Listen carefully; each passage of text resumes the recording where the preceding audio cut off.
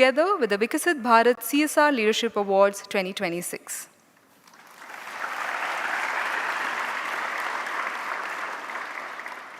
Over the past decade, corporate social responsibility has evolved into one of India's most significant instruments for social development. Thousands of organizations have invested in transforming lives through education, healthcare, nutrition, livelihood, environmental sustainability, and rural development. Yet, a very important question remains before us. Can CSR become more than just a statutory responsibility? Can it become a strategic force for nation building? This question forms the very foundation of this conclave. Over the next day, thought leaders, policy makers, corporate leaders, public sector enterprises, and civil society will come together not merely to discuss CSR, but to reimagine how social investments can create measurable, scalable, and sustainable impact for a Viksit Bharat. This year's conclave comes at a defining moment in India's CSR journey. Recent reforms by the Ministry of Corporate Affairs, enabling companies to deploy up to 10% of their annual CSR obligation through zero coupon, zero principal instruments listed on recognized social stock exchanges, have opened new possibilities for mobilizing social capital and strengthening impact-driven partnerships. These landmark developments present an opportunity to rethink how corporate resources can be deployed more effectively to address the nation's most pressing social challenges. More than a conference, this is a platform to exchange ideas, challenge conventional thinking, build meaningful collaborations, and most importantly, translate dialogue into decisive action. We now extend a warm welcome to all the dignitaries on the dais. To Shri Mithilesh Kumar Tiwari ji, Honorable Minister for Education, Government of Bihar, whose leadership continues to strengthen educational reforms and expand opportunities for students across the state. Shri Ram Durai, Padma Bhushan awardee and former Chief Executive Officer and Managing Director of Tata Consultancy Services, a visionary leader who helped establish India's global IT leadership. He continues to contribute significantly to national skill development and public policy. He also serves on the advisory board of the Sri Sathya Sai University for Human Excellence, supporting its vision of values-based higher education and human excellence. We also have Shri M. Damodaran, former chairman of SEBI, UTI, and IDBI Bank, and founder of Excellence Enablers. Widely regarded as one of India's foremost voices on financial governance, regulatory reforms, and corporate leadership, he also serves as an advisor to the Board of Governors of the Prashanti Bal Mandira Trust, providing strategic guidance to the Trust's mission of education and healthcare. To Shri S. Ravi, an eminent chartered accountant, founder and managing partner of Ravi Rajan & Co. LLP, former chairman of the Bombay Stock Exchange and a recognized authority in corporate governance, risk management, and sustainability. He also serves on the advisory council of the Prashanti Bal Mandira Trust, contributing his expertise towards strengthening governance and institutional excellence.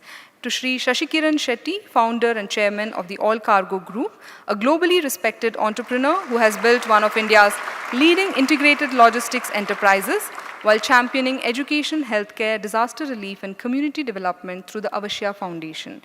To Shri K.R. Lakshmi Narayana, Chief Endowment Officer of the Azim Premji Foundation.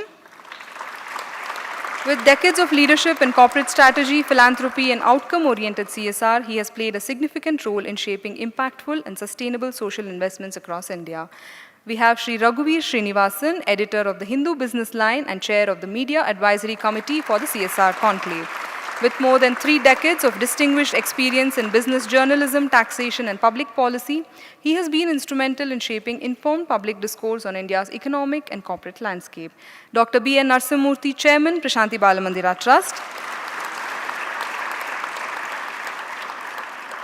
Sadhguru Sri Madhusudan Sai, founder of the One World, One Family mission, whose vision of selfless service has transformed the lives of millions through free nutrition, education, healthcare, and social care initiatives across more than 100 countries. We now request the dignitaries to kindly come forward to light the lamp, marking the commencement of this evening's proceedings.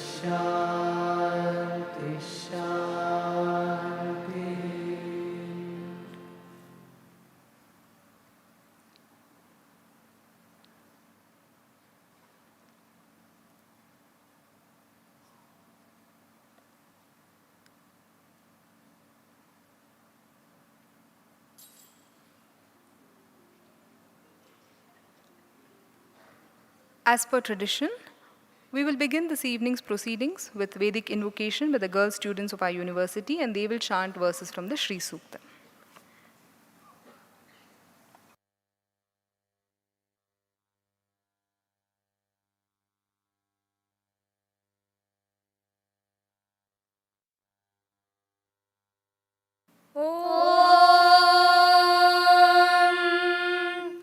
Shri गुरुभ्यो नमः। हरिः ॐ।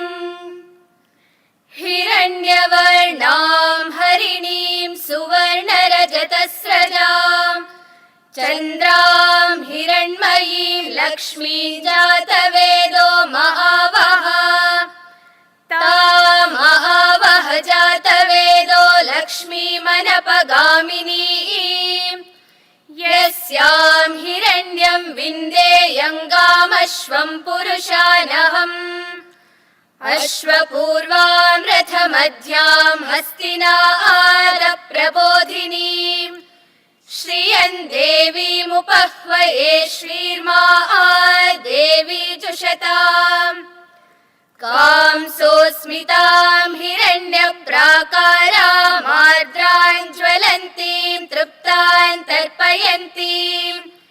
पद्मे स्थितां पद्मवर्णान्तामिहोपह्वये श्रियम्।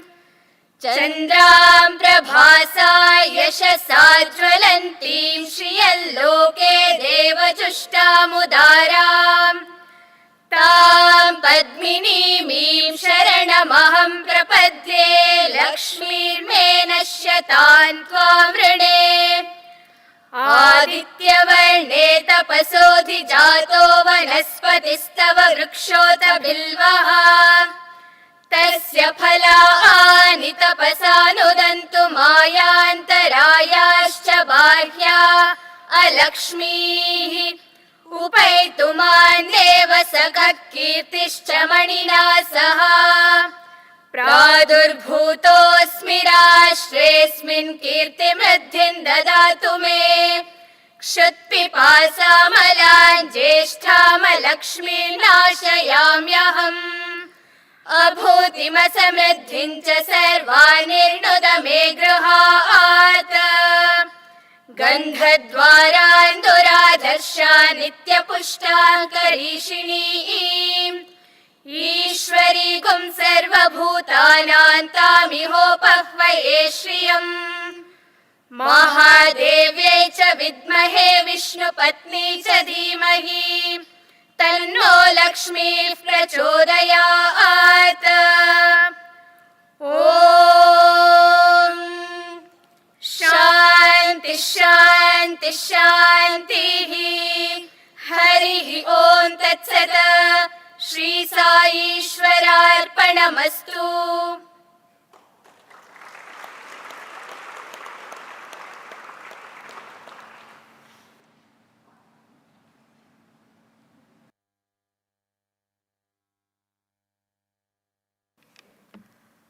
At the heart of today's conclave lies a simple yet profound belief. Humanity flourishes when we recognize that we are truly one world, one family. Inspired by this vision, The One World, One Family mission has expanded its service across more than 100 countries, providing free nutrition, education, healthcare, and social care without distinction of caste, creed, religion, or nationality. Millions of children receive morning nutrition every day. Patients receive world-class health care completely free of charge. Young minds receive values-based education, and communities across the world are being empowered through compassionate service. Let us now witness a glimpse of this global movement through a video presentation. May we have the video, please? One world, one family is the ethos at the heart of our mission. This ideal comes from an ancient Indian principle which considers the whole world as one global family. And as a family, we believe all our family members deserve care and support. Across the globe, we serve millions through three main pillars: nutrition, education, and healthcare, all completely free of charge. The Annapurna Morning Nutrition Program began in 2012, providing breakfast for just 50 children, and has since grown to become India's largest morning nutrition program. Today, millions of school children across India and beyond receive the Sai Shore multi-nutrient supplement, helping them begin each day nourished and ready to learn. At our mission, we believe education is every human being's birthright. With a global presence and multiple campuses throughout India, we provide free education from grade 6 to doctorate studies, ensuring every student receives a well-rounded, values-based education that combines high-quality academics with moral values. The Sri Sathya Sai University for Human Excellence opens doors previously unimaginable to children from underserved communities. By offering quality higher education to those traditionally overlooked, and with a strong emphasis on empowering women, we're breaking the cycle of educational disparity and promoting gender equality in education. Meanwhile, our Skill Development Center equips rural youth with job-ready skills, and our scholarship program supports education with thousands of rural children.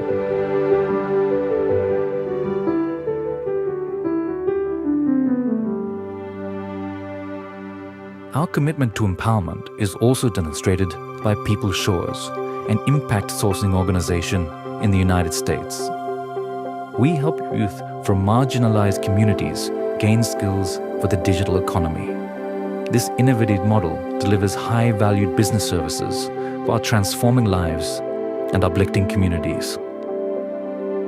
Our vision for accessible medical education became a reality in 2023 when Prime Minister Shri Narendra Modi inaugurated the Sri Madhusudan Sai Institute of Medical Sciences and Research, India's first free, private, rural medical college. This institution aims to nurture noble-minded healthcare professionals who are dedicated to serving the underserved members of our society. Our healthcare mission goes beyond treating illness. We're pioneering solutions to bridge critical gaps in accessible medical care, and through our network of wellness centers, mobile hospitals, and multi-specialty facilities, we bring free healthcare directly to underserved rural communities. From preventative care to complex surgeries, at our hospitals, there are no billing counters. Since 2016, we've expanded beyond India to serve communities across the globe with the singular goal of leaving no person behind. Exemplifying this idea, our Sri Sathya Sai Sanjeevani centers form the world's largest chain of free cardiac hospitals, giving new life to people with heart defects.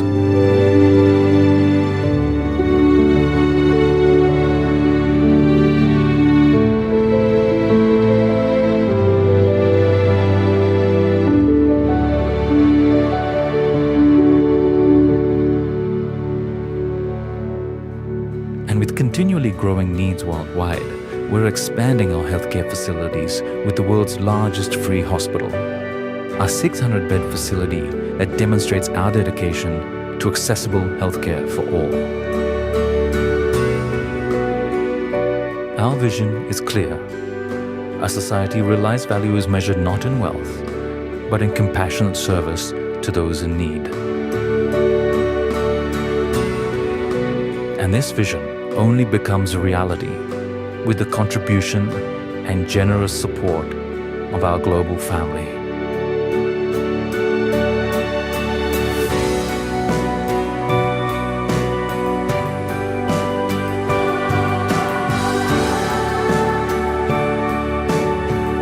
After all, we are all one world, one family.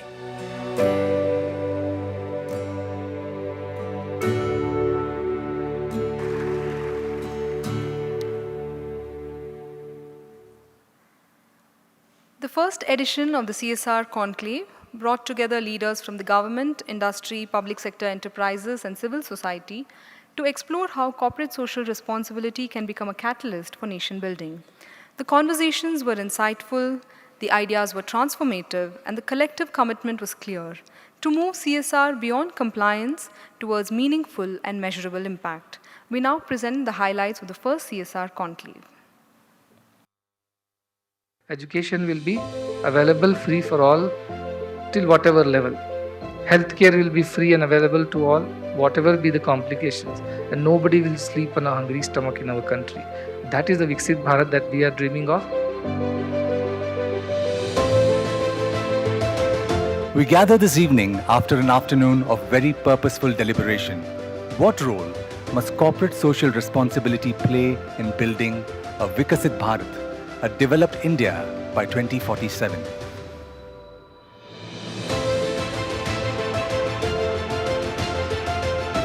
In this journey, corporate social responsibility must move beyond compliance. CSR must evolve into a strategic instrument of national transformation.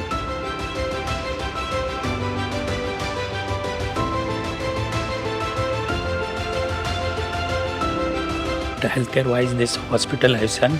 It is a really, whatever we call it, a 7-star hospital like that. Not even 5-star I can call it.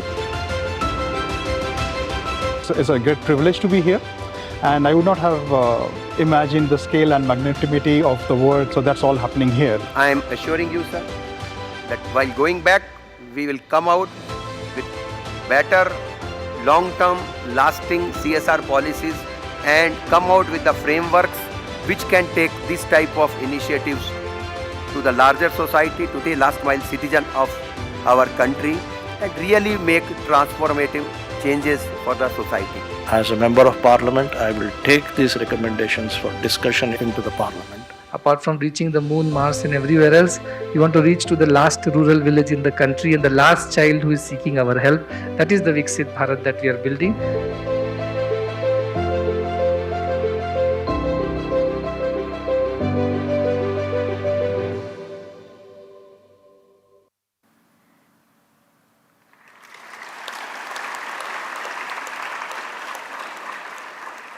Thank you. Our first speaker this evening is a visionary leader whose contributions have shaped India's technology landscape and the nation's skill development journey.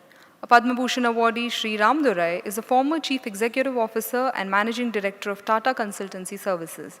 He currently serves as the Chairman of the CSR Conclave, Chairperson of Mission Karma Yogi Bharat, and the Chair of the Axis Bank Foundation. His leadership continues to influence industry, governance, and human capital development across the country. It is my privilege to invite Sri Ram Durai to share his thoughts with us, please.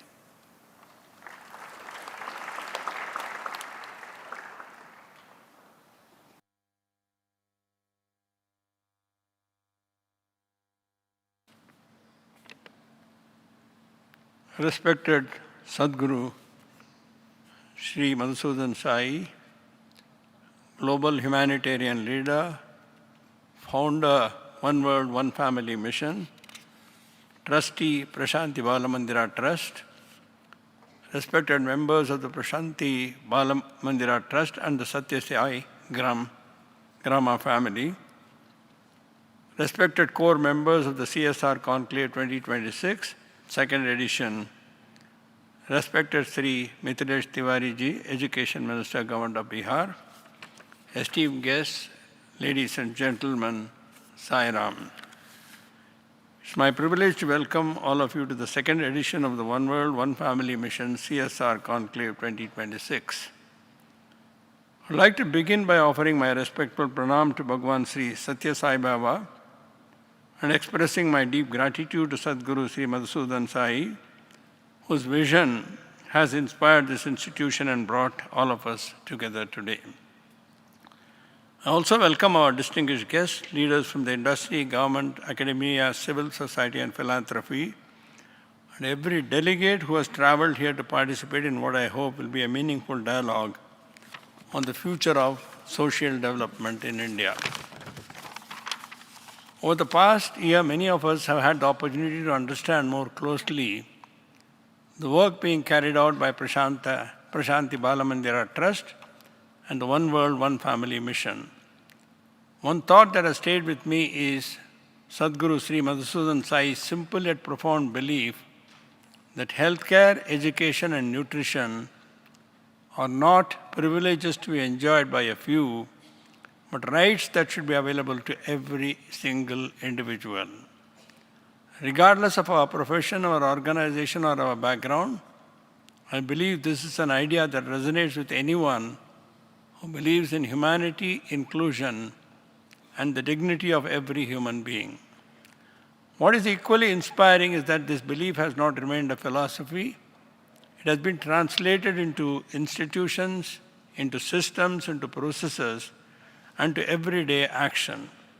As you walk through this campus, you witness the spirit of One World, One Family mission and the sense of service and quiet commitment that is woven into a larger vision of collective well-being, development, prosperity, and sustainability. That's what makes Sathya Sai Grama such an appropriate venue for a conclave on CSR and essentially a systemic impact.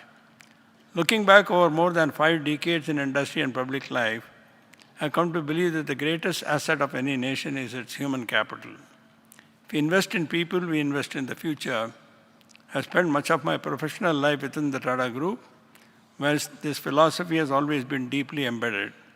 For more than 158 years, nation building and community development have been integral to the Tata's ethos.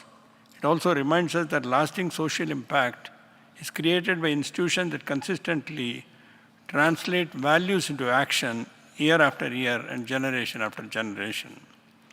From my experience of working across industry, government, public institutions, one lesson has remained constant throughout. Meaningful change is rarely achieved through good intentions alone. The journey from intent to impact depends on how well we design systems that work in practice. It requires capable institution, trusted partnership, and a shared commitment to execution. Good policies create possibilities, while well-designed ecosystems transform those possibilities into long-lasting outcomes. India, I believe, is entering one such moment in its CSR journey. One of the most significant developments in India's CSR landscape in recent years has been creation of a social stock exchange. Over the years, there has never been a shortage of goodwill in our country. Companies want to contribute, philanthropists want to support worthy causes, and thousands of social organizations are doing extraordinary work on the ground. The challenge has been connecting intent with impact. The social stock exchange has the potential to bridge that gap.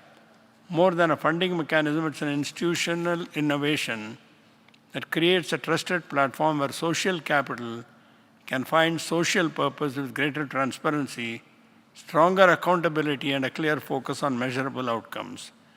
The recent notification of 27 May 2026, enabling companies to deploy a part of their CSR commitments through the SSC, marks an important milestone in their journey.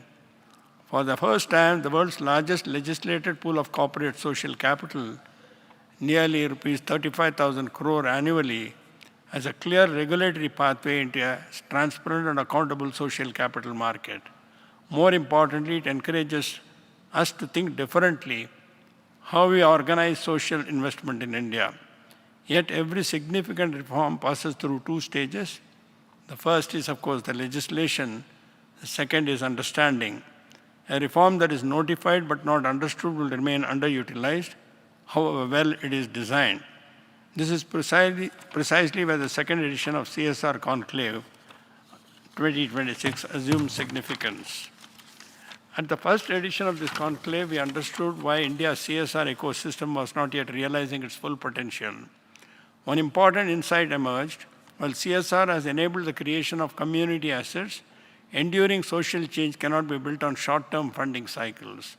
Lasting outcomes in healthcare, education, and livelihoods require patient capital, sustained support, and long-term partnerships. It also revealed that companies and social organizations often struggle to find one another because of the absence of trusted information, common standards, and credible ways of assessing impact. These are the challenges of system design. The second edition of the CSR Conclave 2026 therefore begins from a more hopeful position. Today we have an important policy breakthrough in place. Our responsibility is to ensure that it is understood, strengthened, and widely adopted. Awareness of the social stock exchange remains limited across many CSR committees, both in the private sector and in public enterprises. If this platform is to realize its potential, we must collectively build greater understanding, greater confidence, and of course, greater participation. Over these 2 days, we will explore how government, industry, philanthropy, civil society, academia, and technology can work together to strengthen this ecosystem. We will discuss how to improve trust, build institutional capability, strengthen impact measurement, and create mechanisms that make collaboration easier than ever before. One important outcome of this conclave will be the release of our white paper, Reforming CSR for Viksit Bharat. The paper offers 7 recommendations that are practical, implementable, and focused on making the SSE a trusted platform for collaborative, transparent, and outcome-driven social investment. As India advances towards the vision of Viksit Bharat 2047, nation building cannot remain the responsibility of the government alone, nor can it rest solely with the industry or civil society. Every stakeholder must contribute to its unique strengths. Government creates the enabling environment. Industry brings innovation, management capability, and resources. Civil society brings deep community understanding and trust. Academia contributes knowledge, and technology helps us scale.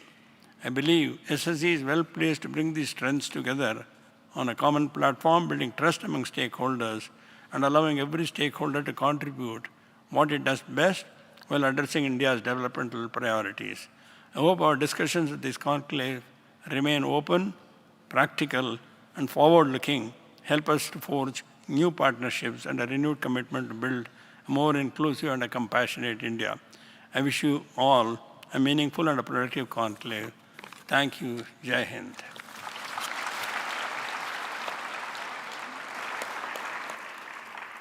Thank you, Mr. Ramdurai.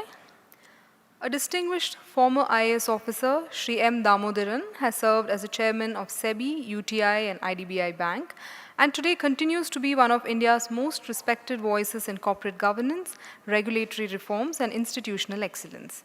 As a founder and chairperson of Excellence Enablers, he has been a strong advocate for responsible governance and sustainable business practices. We request Shri M. Damodaran to address the gathering, please.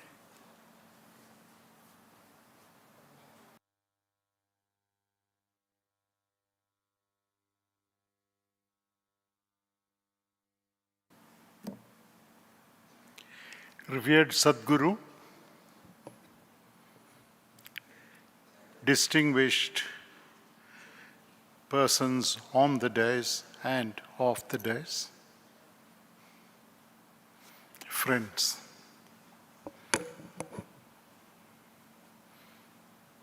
India is the only country which in 2013 decided that contributions to CSR should be prescribed, should be mandated, should be enforced. There was a lot of resistance. A lot of persons, including leaders from the corporate world, said, it is for government to look after these responsibilities. Why are we being asked to fund these activities? There was also a problem about tax benefits. If you gave donations, you got tax benefits.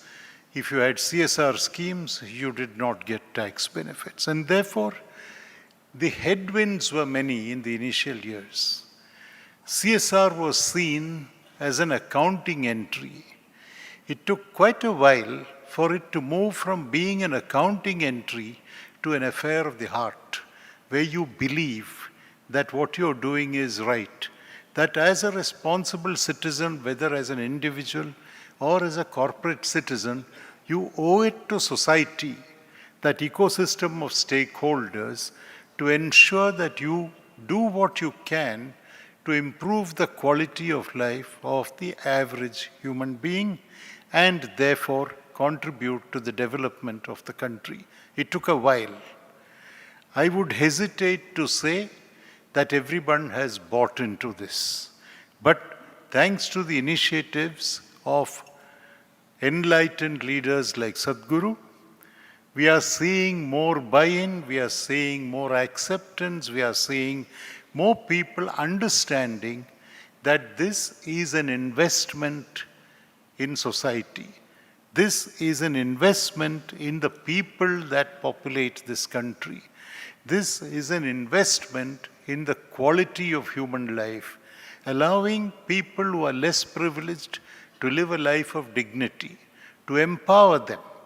And this rests on three pillars which have been very wisely chosen, if I may say so. The pillars of nutrition, health, and education. Because if any of these pillars are not present, you will not be empowering the younger underprivileged persons to play the role that society expects them to play as they grow up and as they become proud members of this country. Great work has been done under Sadhguru's imaginative leadership.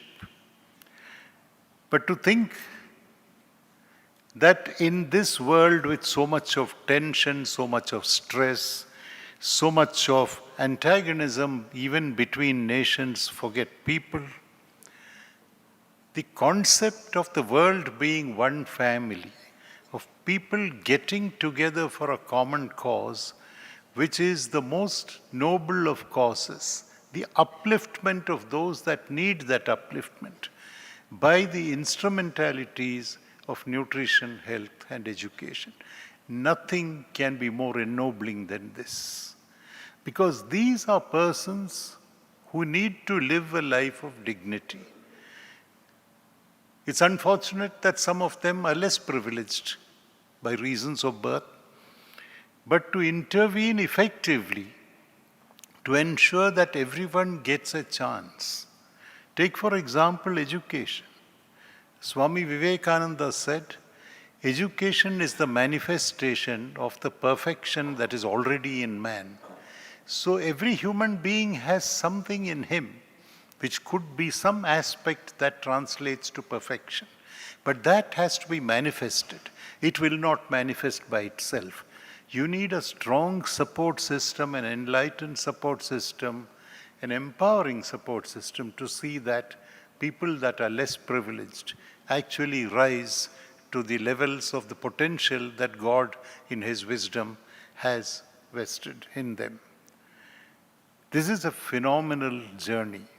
This is a journey that cannot fail to evoke admiration, support, participation, and contribution in the manner in which each one of us can contribute. When I heard about this for the first time, the work that under Sadhguru's leadership is being done, I was completely blown. I had not expected. I have been, in a reasonably long life, I have been to a large number of institutions. I had not expected something of this scale, but more important than scale, something that is so sincere, that is so sustainable, something that elevates the concept of who we are as human beings. How do we make this world a better world for humankind? It is God's work that is being done here under his leadership.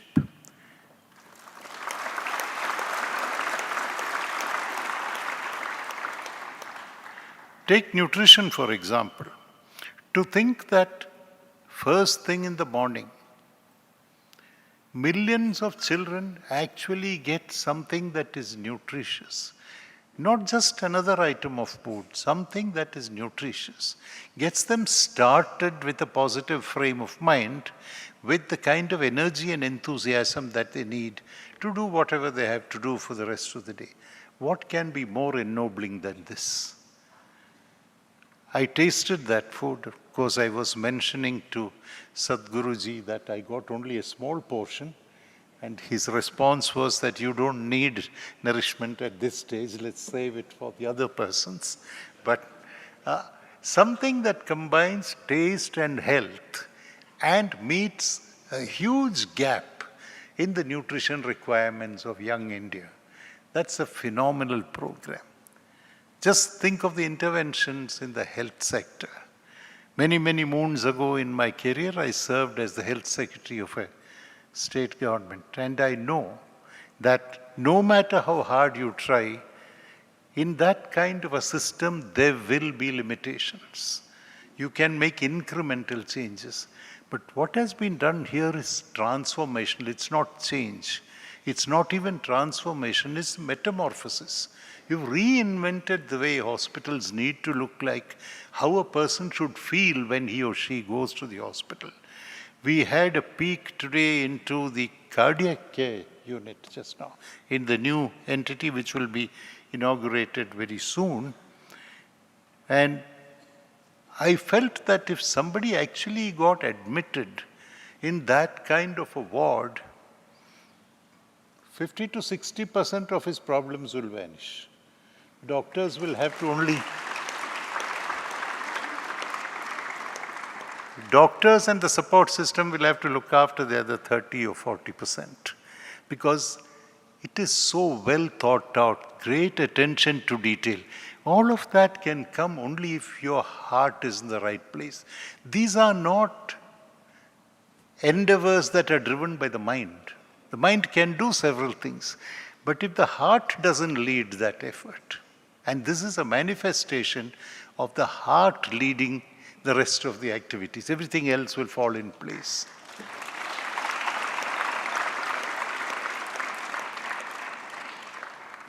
I see a day when, not too far from now,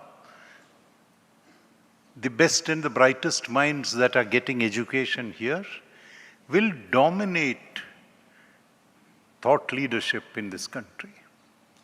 You will find thought leaders emerging from here, because it's the environment that shapes human beings. We're all born with different characteristics, different potential, different attributes. But to recognize what resides in each individual and to allow that to find expression, make people happy doing what they're doing, learning what they're learning, what can be a better commitment to the cause of a developed nation? We will develop. We will be Viksit one day. I have no doubt about that. Maybe even before 2047. But if that is to happen, you would need the kind of effort that Sadhguruji and his team have already demonstrated is possible and can deliver results. You'd need that on a larger scale. I'm hopeful, I'm confident that people who come here, visit here, take away what they get to see, internalize, reflect, and do something similar, if not of this scale, maybe something even much smaller, it doesn't matter. And then you'll forget the fact that CSR is mandated in this country. There are already companies, I'm happy to report to you, who are doing more than what has been mandated. It's not that they are sticking to what the law expects them to do. That was a starting point. That was 2013. That was when there was resistance. Today there are people who are seeing value in creating a society, a larger ecosystem, and being a part of the process of driving change, of ensuring that human beings get to live a life of dignity, get skilled, get courage, get confidence, and can commit themselves to the future of this country. I am very optimistic. I was, if I may strike a personal note, I was born in the year in which India gained independence. And I'm confident that 2047, whether I'm around or not is not important, but 100 years after gaining independence, India will be strong, and it will be strong because of the efforts that are being made by organizations like the One World, One Family. Thank you. It's a privilege spending time with you.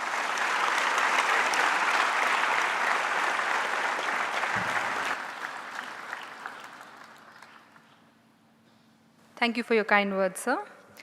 Our next speaker is a distinguished leader in corporate governance, sustainability, and financial stewardship. Shri S. Ravi is the founder of Ravi Rajan & Co. LLP and a former chairman of the Bombay Stock Exchange. With decades of experience serving on the boards of leading organizations, he has consistently championed ethical leadership, transparent governance, and responsible business practices that create enduring value for society. Mr. S. Ravi, please. Respected Sadhguru,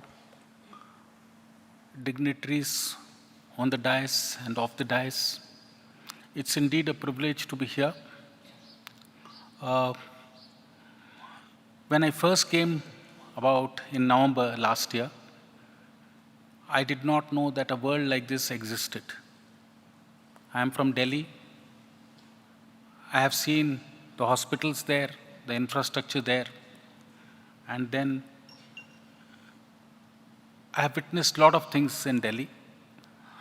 But when I came to this place, and I have stated this at many places, actually, I did not know that there is another type of world where service and contributing to the society is the most important aspect. The infrastructure that is built here is phenomenal. Every nook and corner, I must confess, is well planned, conceived, and this is the whenever I see there is some progress. Last time the hospital was being made, so I see a lot of progress. And to complete a hospital in 18 months, after seeing all the overruns that happen across the industry, it's a great lesson to all those people who preach a lot but don't practice. I have a very different perspective being a chartered accountant. I have been auditing accounts. I have seen the company's accounts. And when I started the practice, CSR was only the domain of multinational institutions, including World Bank, etc. And it was a very different world altogether. Then 2014, coincidentally, I was part of this CSR committee, which initiated these guidelines 2012, 13, and 14. And this was done with a lot of passion, but a lot of resistance. Why resistance? Because nobody wants to shell out anything from their pocket. And every company was actually very defensive about it. Then what happened is the transformation took place. SEBI also came out with guidelines, and everybody started getting into the mindset of doing something for the society. And a little bit of competitive spirit also started in that process, that how much CSR, what is the type of CSR. So everybody had their own, every corporate, everybody had their own sort of vision. Now coming to this institution, what I have seen, it can be a role model for everybody to follow. I'll give you two stats. 20% of the CSR every year that is sort of approved is unallocated, doesn't go to the next year. So 20% is unspent. And sometimes it is even 30%. One year had 30%, and the other year had about 35% of unspent CSR, which means the corporates did not have the right implementing partners who could deliver and see that the CSR amount was spent in the right direction. So I see a gap here between allocation, spending and implementation. And I see a lot of rollovers. If you can see the annual reports of all the companies, you will see a gap there. So why is it happening? Because we don't have the appetite and the skill set to implement. And that is why it is important institutions like this are channels where you could really implement, use the right, goes to the right resource, goes to the right end use. That is the most important aspect. This is my perspective. Being an accountant, I would like to see the end use of everything. And the most important aspect is such institutions actually take it, we have to build an ecosystem where people come to us and where we build an infrastructure across India. Most important, I feel, this is my personal experience, I feel that there are no good institutions, very limited institutions which can actually implement CSR. So if you look at 20% of the CSR is just going to the relief funds, etc., etc. Because we have a vehicle to do, it's a very easy task. You need not implement, it just goes to a fund. Does it help? Do we know where the money goes? Who is getting the benefit out of it? Here we can see people getting the benefit. It's tangible. And that is what is very important. And that is what has impressed me about this institution. I thank Sadhguru for having inducted me in this whole journey. And I feel honored to be here. And I wish him and the institution all the best. Let us all join hands with him and take this institution and the good work that he is doing, we take it forward. Thank you so much.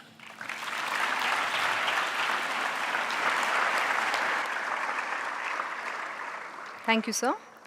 Our next speaker brings decades of experience in philanthropy, corporate strategy, and institution building.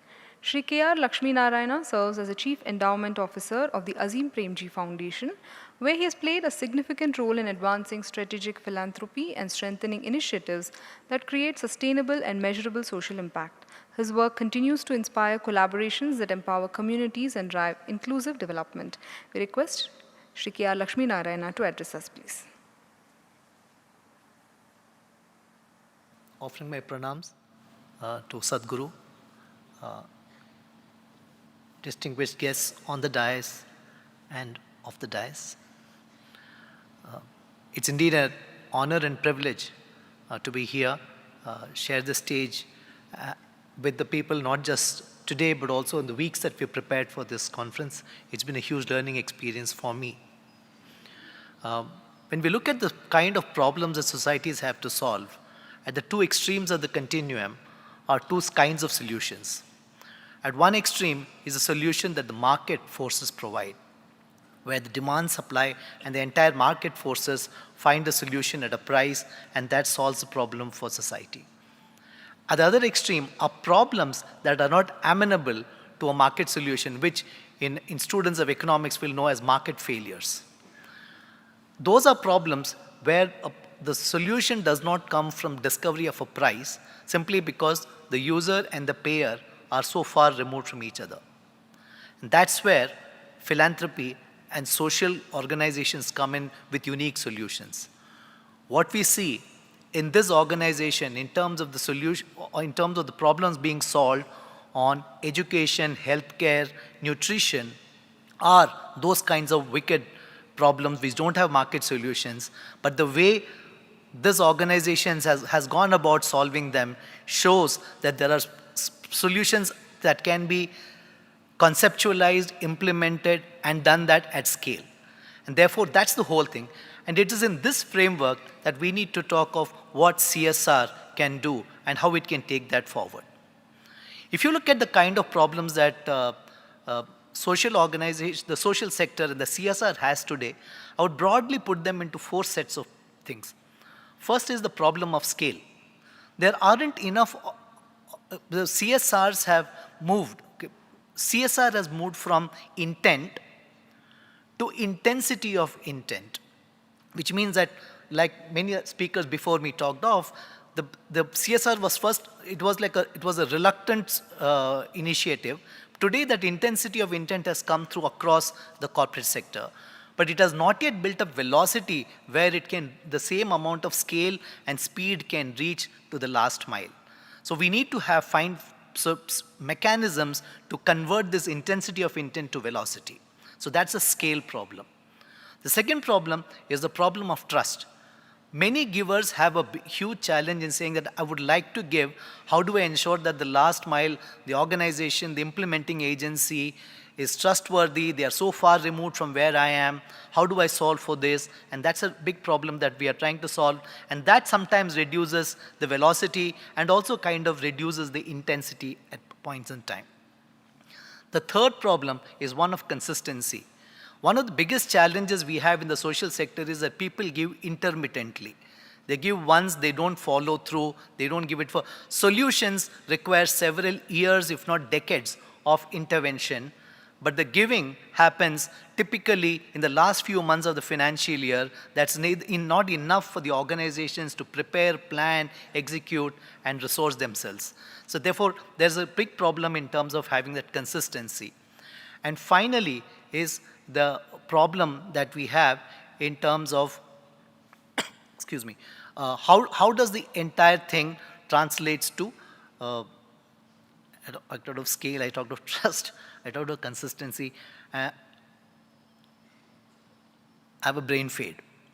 But if I get back, I'll come back to that. But essentially, if we need to solve for that, the reason I wanted to bring that up, these 3 framework is, if this is the kind of problem in the sector, what's the mechanism that can address it? We think that one easy institutional mechanism that can solve all these 3, and the fourth one, which I call the plumbing problem, is that there is a lot of money available at one end, there's a lot of demand at the one end, they are not meeting each other. That's the fourth one, the plumbing problem. To do all these 4, one institutional mechanism that India created but has not lived its potential is a social stock exchange. And therefore, I would like to submit that what we will hope to deliberate over the next day and a half is that how can we ensure that we have institutional mechanisms, how can we ensure that there are policies, practices that take this and make SSC as one huge institutional way by which the CSR can live to its potential, and which in turn ensures that not only does organizations like One World, One Family scale up manifold to increase its impact and its reach, but also we create many more such organizations that can do that. Thank you.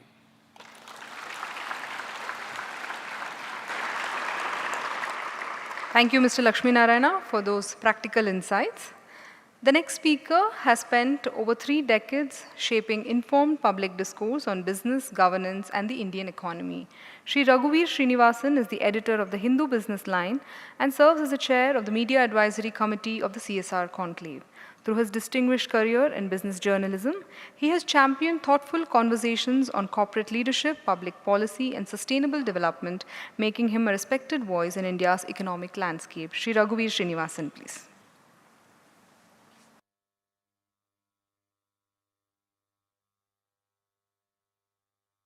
Sadhguruji, distinguished guests on the dais, friends, ladies and gentlemen, and distinguished guests in the audience, namaskara, namaskaram, namaste to all of you. It's indeed a great honor to be here this evening sharing stage with the revered Sadhguruji. I didn't think something like this would happen when I came here 4 months ago on my first visit. That was during Mahashivaratri. In this very same hall, I spent 2 days listening to the bhajans, kirtans, and getting transported into a different world. from the world of spirituality to the world of mammon now, how to connect the two. It's been quite a journey in the last 4 months, and I was totally floored by what I saw here, impressed by the scale, by the dedication, and the quality of people that One World, One Family has managed to attract. Highly distinguished, educated, high-flying top people who are here to serve, not to make money. Though I heard about One World, One Family from my friend Bala of Aditya Birla Mutual Fund more than 4 years ago, he mentioned it to me over dinner one evening at Bombay. And he said, this organization is doing great work. I listened to him and I said, oh, great. So that urge to come and see this didn't manifest itself. Until this February, when one fine evening I was talking to Balaji and I told him, can I go here now? And within 2 days, the whole visit fructified and I found myself sitting here for Mahashivratri day. The reason why I'm talking about this is that a time has to come for everything. Only then it will happen. And when the time comes, the whole universe will conspire to make it happen. Nothing can stop it. I firmly believe that the time has now come for CSR to take over and fly high in India. Speakers before me spoke about the history of CSR legislation. 14 years now, 13 years, and CSR has not really taken off. As Mr. Damodaran said, it is just a line item in the balance sheet. That's how corporates have been seeing it. Though I have been privileged to witness some excellent corporate CSR programs over the years, which I will talk about during the conclave tomorrow. But it has largely been something that has to be done because the government has asked you to do it. And as Mr. Ravi said, the money is often not spent, which is a travesty in this country where we need every single rupee that can be generated to help the underprivileged and the people who need help. Viksit Bharat is good. It's nice to talk about it. But Viksit Bharat cannot happen unless the last man and the last woman in the last row is uplifted. And how do you do that? You do that only with philanthropy. It is a matter of satisfaction that over the last 3-4 years, SSEs are, since they came, they're slowly beginning to take off. And this legislation, not a legislation, the notification in May this year, connecting SSEs to corporate social responsibility programs is a massive development. Though it is modest now at only 10% of what a company spends on CSR, that can still release about 3,500 crores into the system. As business journalists, we take pride in writing about IPOs, about which IPO is big, who is going to make money. We write about listing gains. There's an IPO that's open right now, SBI Funds Management. We write about the scale. I look forward to the day when we will write about an IPO on the SSE in similar vein. And I think that day is not very far away. The way organizations like One World, One Family are taking the debate forward, creating awareness. And creating awareness is something that as a newspaperman, I take it as my responsibility. We did publish, before I go to that, I should tell you something interesting. I have a senior colleague here in Bangalore who I told him, why did you go to OWOF and see what they are doing and write about it? He was a little skeptical. Cynicism is natural to journalists. But he came here, he spent a day here, and then he called me and he said, Raghuveer, I didn't know. I'm a resident of Bangalore all my life. And I didn't know that something like this was happening right here in my backyard. It's amazing. And then he went on to write a series of articles which we published. And I do hope that this CSR conclave will not only create awareness about CSR, but also create awareness about One World, One Family. I look forward to the deliberations tomorrow, and I don't want to stand here talking too long, as I'm sure we all want to hear the revered Sadhguru's speech. So I shall stop here for now and wish you all the very best. And I once again thank Sadhguruji for giving me this opportunity to be here as part of the core committee. Thank you.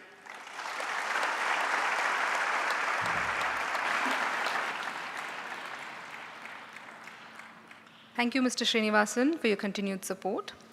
The next speaker is an entrepreneur whose leadership has built a globally respected logistics enterprise while demonstrating that business success and social responsibility can go hand in hand. We request Sri Shashikiran Shetty, founder and chairman of All Cargo Group, to address us, please.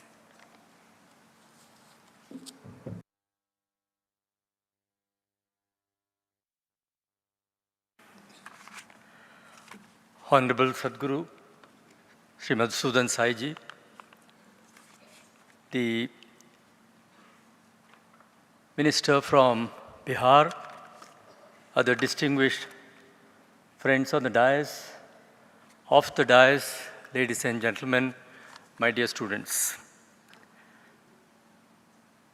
In less than few months, I am here for the second time. That itself speaks a lot that how impressed and how honored I am to, in any way, to get associated with an institution like this.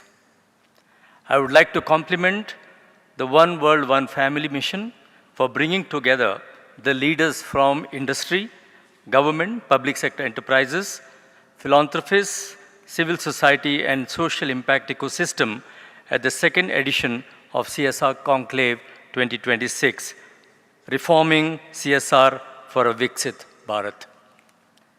At a time when India is charting its course towards vision of Viksit Bharat 2047, the conversation we are having today assumes special significance. The theme of this conclave asks for an important question: CSR living up to its potential as a force for nation building. I would like to suggest that perhaps we need to ask an even larger question.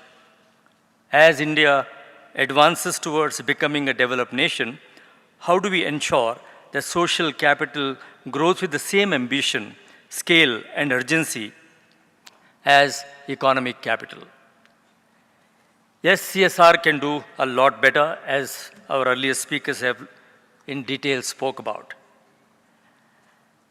We have to indeed use all the residual amount which is not spent over the years and also get more wealthy people to be inspired with sincerity and responsibility. Over the past decade, India has undertaken one of the most ambitious infrastructure transformations and solved many of the long-delayed sensitive issues to help the social fabric, which is so important for us to be a developed nation. We have built highways, ports, airports, logistic corridors, manufacturing ecosystems, and digital and public infrastructure at an unprecedented scale. Connectivity creates opportunity. Infrastructure catalysts for growth. Efficient networks unlock productivity and competitiveness. However, every great nation is ultimately built on two forms of infrastructure. The first is the infrastructure we can see. The second is the infrastructure which is even more important. Have a nation with more educated citizens, skilled and productive youth, healthy communities, empowered women, resilient institutions, and environmentally sustainable ecosystem. While physical infrastructure enables economic growth, social infrastructure determines whether that growth becomes inclusive, sustainable, and enduring. This is precisely why institutions such as One World, One Family mission is so important, and Sri Sai has built it. Through these efforts in healthcare, education, and nutrition, well-being together, industry leaders, policymakers, social organizations, philanthropists, and all of them creating something equally valuable, the platform of social exchange, which, as I heard earlier, is not really been fully implemented. These are extremely inspiring initiatives, but need to reach the masses even deeper and wider. As India's GDP grows, it will create more millionaires and billionaires. So time to review the CSR through a wider lens, like the earlier speakers mentioned. Beyond compliance and expenditure, CSR is an instrument for creating national social assets.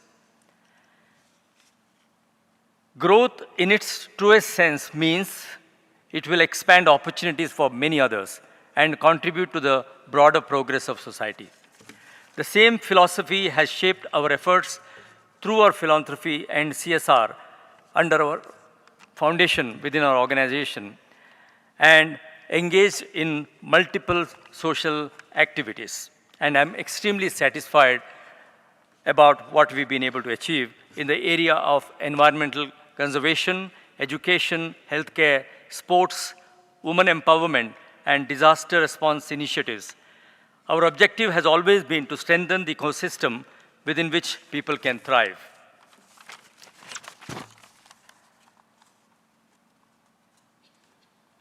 The CSR fund that what we generate through the profits of our company is not been enough.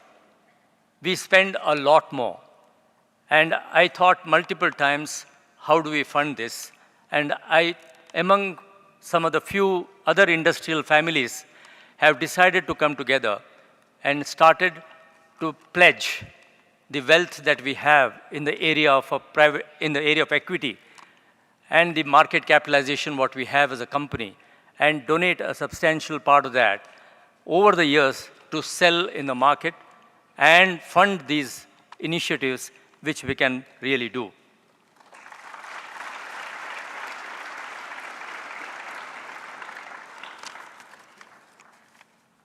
As we look ahead, I believe one of the most important shifts in our thinking must be from projects to platforms. Across the country, remarkable work is being done by companies, many NGOs, foundations, and community institutions, yet many of the challenges we seek to address continue to operate at scale that exceeds capacity of individual efforts. This is where collaboration becomes critical. Around the world, some of the most successful societal transformations have been enabled through platforms-based approaches. An example of American universities and the healthcare facilities that they have been able to create, which attracts brightest minds across the world to come and study there and stay there and contribute to that economy. Why cannot we do that in India?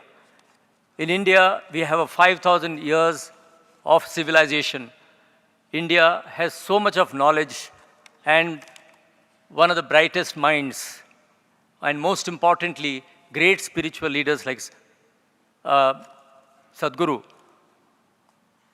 And we can do a far better job than what we have been doing in the last 8-10 years. And I think it's only a matter of several other enclaves like what Sadhguru has envisioned here.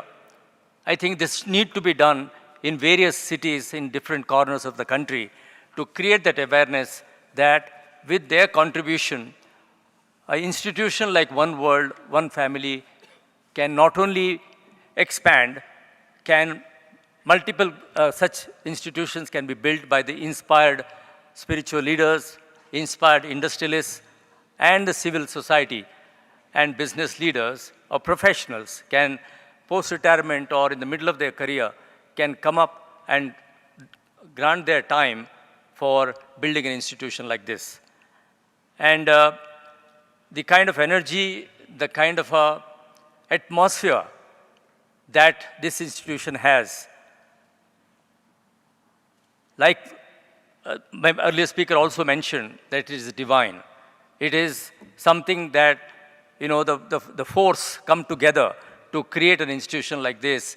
And I'm extremely honored and privileged to be here today and like to pledge my support to this institution to the best possible way I can, and we can discuss about that at a later time. And thank you very much, and I thank you for honoring me to give me an opportunity to be here today. Thank you.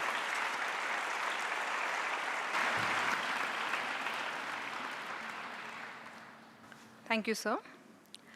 Education remains one of the strongest foundations for building a developed nation. It is now our privilege to invite Shri Mithilesh Kumar Tiwari ji, Honorable Minister for Education, Government of Bihar, to address the gathering, please.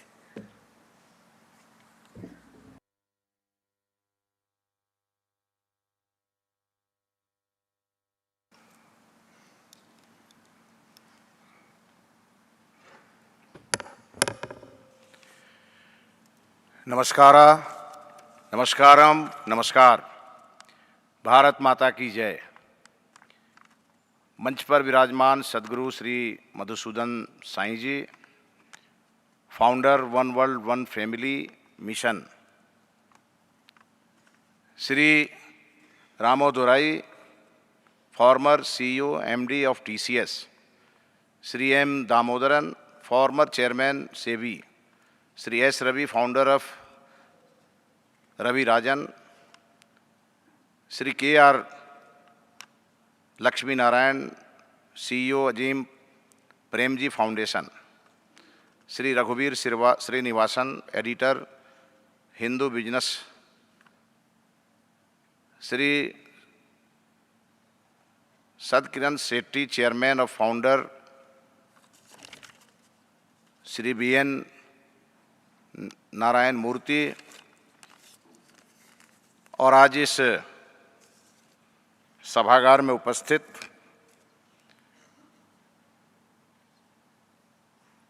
मैं आज India देख रहा हूं और यहीं से world की कल्पना कर रहा हूं। स्टूडेंट्स भी सीएसआर कॉन्क्लेव में भाग लेने के लिए पूरे देश और दुनिया से प्रतिनिधि भी पहुंचे हैं। मैं आप सभी का बिहार की ओर से और अपनी बिहार सरकार की ओर से स्वागत करता हूं, अभिनंदन करता हूं।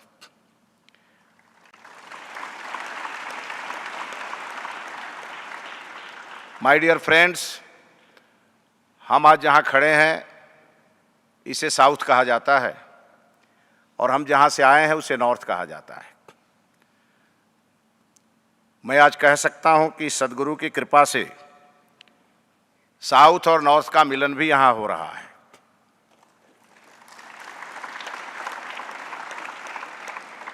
मैं यहाँ पिछले 2 घंटे से हूँ। पूरा तो कैंपस नहीं देख पाया, लेकिन हमने आपके वेद विद्यालय देखे, आपके मेडिकल कॉलेज देखे, आपके हॉस्पिटल की व्यवस्था देखी, आपके स्कूल्स देखे, हॉस्टल्स देखे, बच्चों से मिले, आपके एक जगह आपके 4-5 स्टेडियम भी देखे। और मैं ये कह सकता हूँ कि ये अद्वितीय है, अविश्वसनीय है, अकल्पनीय है।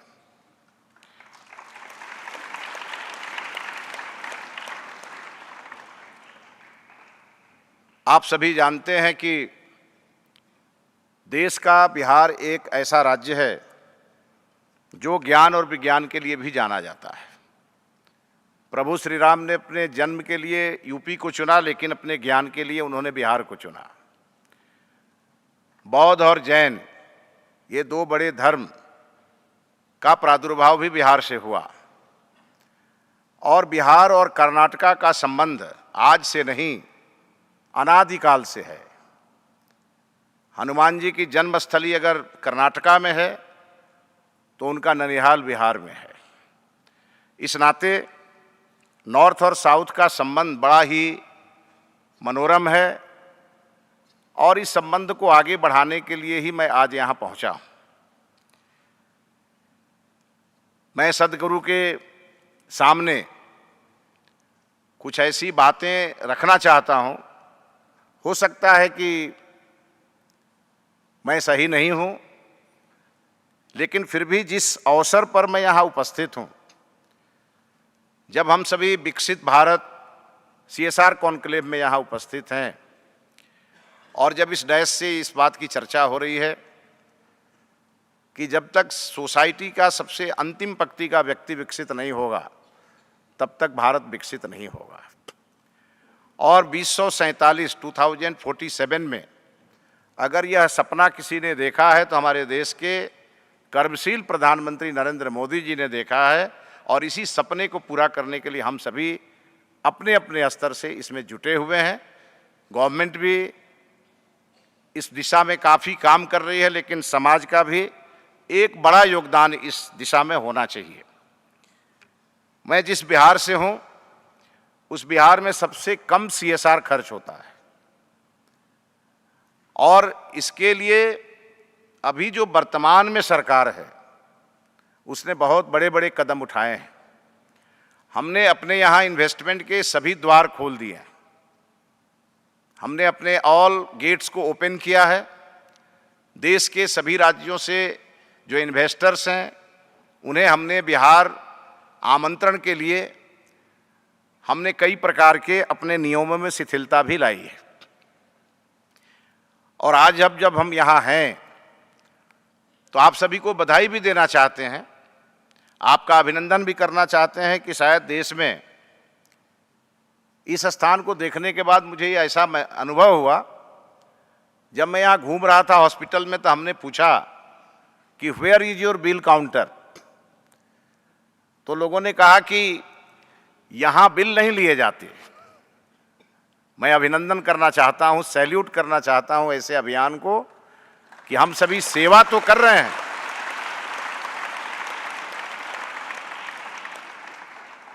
ये अद्भुत कार्य है।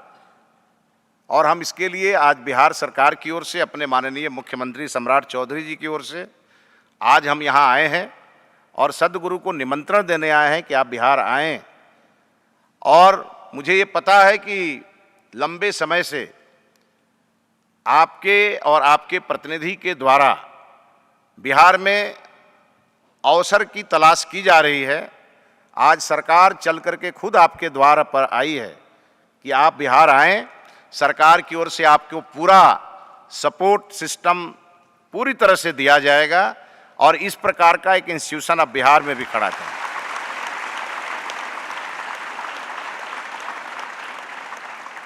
बिहार एक एस्पिरेशनल स्टेट है और बड़ी तेजी से फास्टेस्ट ग्रोइंग स्टेट के रूप में आगे बढ़ रहा है। हमने एयरवेज के मामले में, रेलवेज के मामले में, हाईवेज के मामले में और अब वाटरवेज के भी मामले में हम लोगों ने काफ़ी काम किए हैं। आपको कनेक्टिविटी की कोई समस्या अब नहीं होने वाली और लॉ एंड ऑर्डर अगर आप ठीक से इसको एनालिसिस करेंगे तो लॉ एंड ऑर्डर के मामले में आज बिहार उत्तर प्रदेश के साथ साथ बिहार की भी चर्चा हो रही है। पूरी तरह क्रिमिनल फ्री स्टेट बनाने का हम लोगों ने लक्ष्य लिया है और उसे हम पूरा करते जा रहे हैं।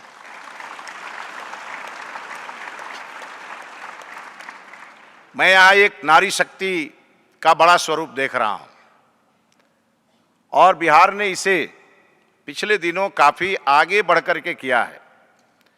और आज हमारे यहाँ जब 13 करोड़ की हमारी आबादी है तो 1 करोड़ अक्रॉस 1 करोड़ हमारी जीविका दीदियाँ हैं जो सामाजिक कार्यों में काम कर रही हैं। और इसीलिए ये अवसर है कि सद्गुरु बिहार आएं, बिहार आकर के अपने इस कीर्ति को और आगे बढ़ाएं।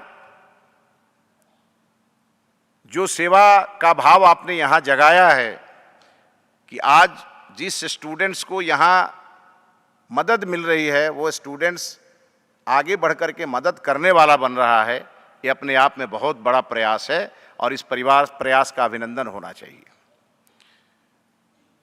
एक अनूठा कार्य आप कर रहे हैं।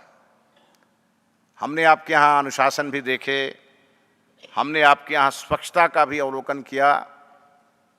वर्ल्ड क्लास आपका ये अनुशासन और आपकी स्वच्छता और साथ ही साथ जो भारतीय ज्ञान परंपरा है उसका अद्भुत दृश्य हमने इस कैंपस में देखा है और इसके लिए भी हम आपका अभिनंदन बिहार की ओर से करना चाहते हैं।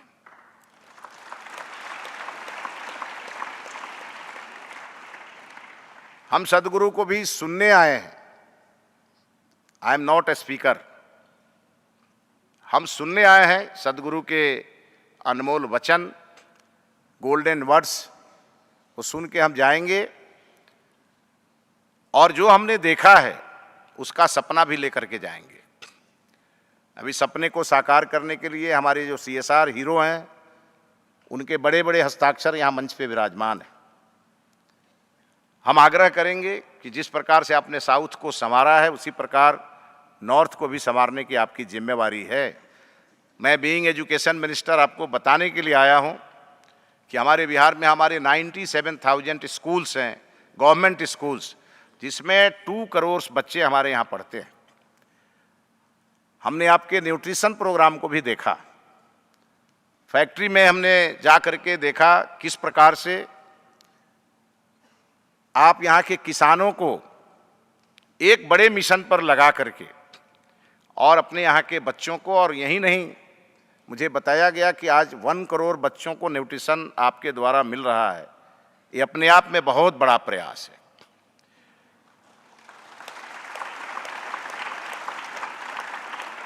माननीय प्रधानमंत्री जी ने जिस प्रकार से मिलेट्स को बढ़ाने के लिए, मिलेट्स के प्रयोग के लिए जिस प्रकार से देश को उत्साहित किया है, मिलेट्स के लिए सबसे उर्वरा धरती अगर कोई है तो बिहार है।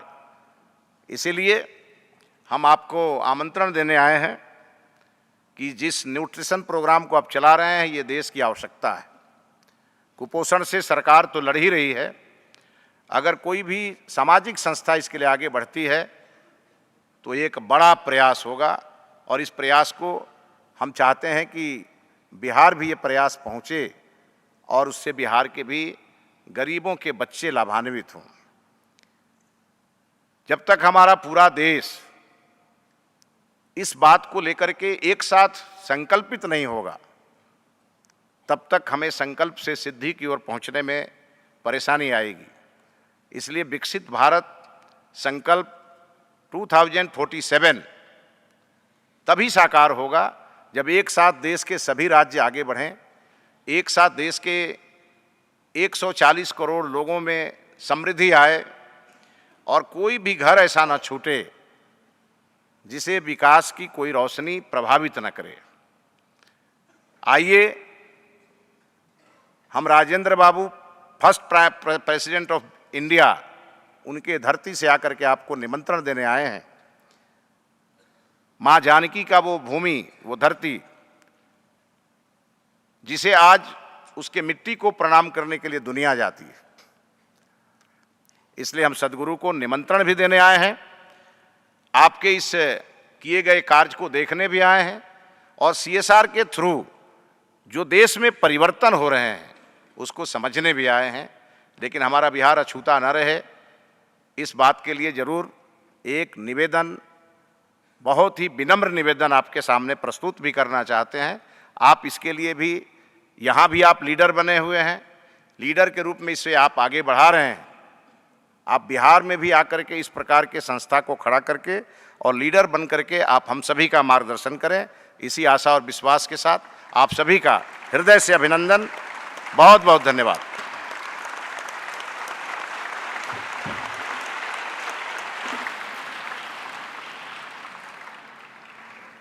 Thank you, Tiwari ji, for being here with us and for addressing all of us. Every meaningful transformation is made possible through partnerships. While governments formulate policies and social organizations executive programs, it is visionary corporate leadership that often provides the resources needed to convert ideas into measurable impact. The Viksit Bharat CSR Leadership Awards 2026 recognize organizations whose sustained commitment, collaborative spirit, and measurable contribution have strengthened the One World, One Family mission over the last 3 years. These organizations have demonstrated that CSR is not merely an obligation, it is an opportunity to create healthier communities, better educational outcomes, stronger partnerships, and lasting social change. We now commence the presentation of the Viksit Bharat CSR Leadership Awards 2026. Driven by a vision of creating a more sustainable future, ABB has extended its engineering excellence beyond industry through its valued partnership with Sri Madhusudan Institute of Medical Sciences and Research. By supporting initiatives that promote accessible healthcare and community well-being, ABB continues to demonstrate that innovation and compassion go hand in hand. Its commitment to sustainability, healthcare, education, and social responsibility reflects a shared mission of empowering underserved communities. We request Ms. Dhenuka Srinivasan, Assistant Vice President, Environment and Sustainability Affairs, to kindly come forward to receive the Viksit Bharat CSR Leadership Award 2026 on behalf of Saskin Technologies India.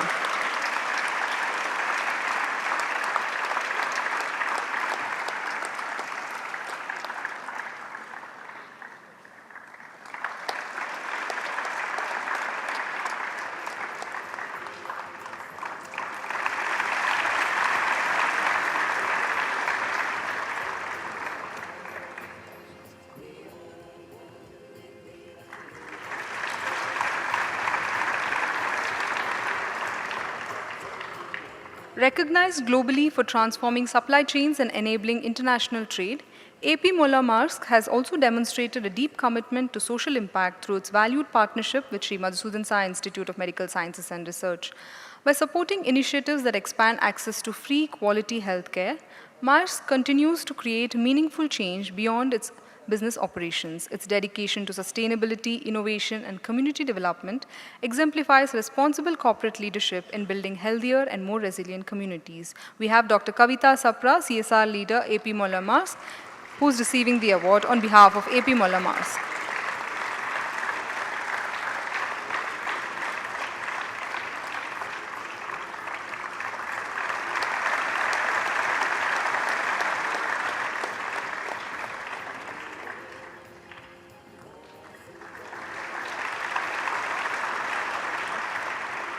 As one of India's largest private sector banks, Axis Bank serves over 65 million customers through a network of more than 5,900 branches and 13,900 ATMs and cash recyclers across the country. Through the Axis Bank Foundation, the bank invests in impactful CSR initiatives across healthcare, education, sustainable livelihoods, environmental sustainability, and financial inclusion, driving inclusive growth across underserved communities. In 2024-25, the Axis Bank Foundation supported 2.9 million beneficiaries under its livelihood program and approximately 10 million beneficiaries across its CSR initiatives, reflecting its enduring commitment to creating meaningful and lasting social impact. We request Mr. Rajiv Shinde, Vice President CSR and Sustainability, with Mr. Wilfred Nelson Barboza, Vice President CSR and Sustainability, to receive the award on behalf of Axis Bank.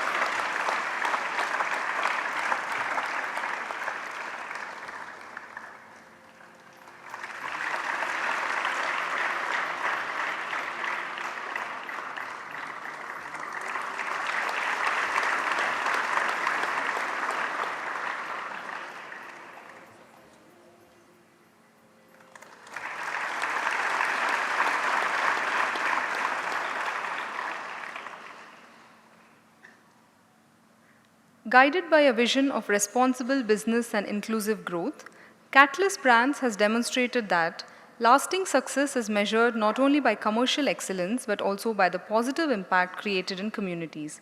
Through innovation, collaboration, and a strong culture of service, the organization continues to bridge opportunity gaps and empower future generations. Through its partnership with the Sri Sathya Sai Annapurna Trust, Catalyst Brands has strengthened the morning nutrition program through a sustained collaboration over the past 3 years. Building on this commitment, the organization will support approximately 60,000 government school children for the 4th consecutive year during the 2026-27 academic year. By investing in child nutrition, the organization is helping children build healthier lives, improve learning outcomes, and realize their fullest potential. We have Mr. Naveen Kumar DN, Senior Manager, receiving the award. Guided by a strong commitment to inclusive education and social responsibility, Epson India Private Limited has demonstrated that empowering young minds through quality education and gender equality is one of the most meaningful investments in building a stronger and more equitable society. Through its sustained focus on educational access and opportunity, the organization continues to create pathways for girls to realize their aspiration and become future leaders. Since financial year 2023-24, Epson India has partnered with the Each One Educate One Foundation to support the high school education of girls for 4 consecutive years. The organization has supported the quality education of girl students at Prashanti Balmandira English Medium High School in Chikbalapur and Sri Sathya Sai Sriniketanam Gurukulam in Jaipura Taluk, Chikmagalur district. By investing in the education of girls from underserved rural communities, Epson India enables opportunities for academic excellence, personal growth, and long-term socio-economic empowerment.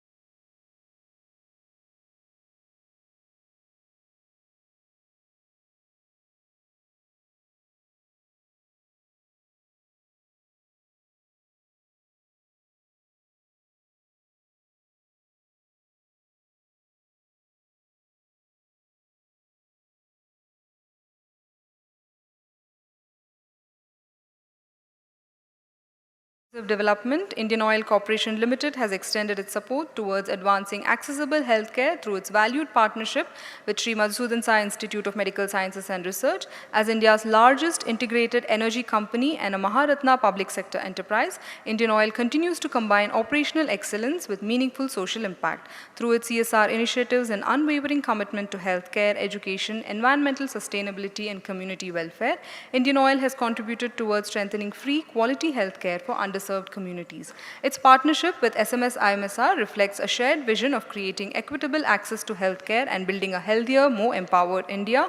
We have Mr. Sailesh Tiwari, Executive Director, Indian Oil Corporation Limited, along with Mr. Shrikant, CSR Head, Pipeline Division, receiving the award.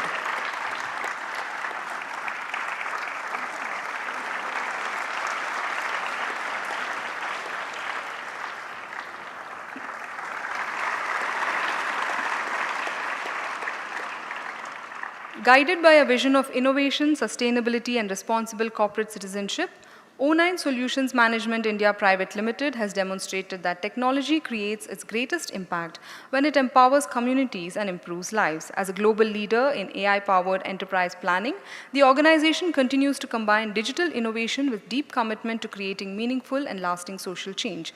Through its partnership with the Sri Sathya Sai Annapurna Trust, O9 Solutions has strengthened the morning nutrition program, supporting 20,000 government school children across Chikmagalur and Bangalore rural districts of Karnataka during the 2026-27 academic year. By investing in child nutrition, health and education, the organization is helping children learn better, thrive and realize their fullest potential. Receiving the award is Ms. Anjali Jha on behalf of O9 Solutions.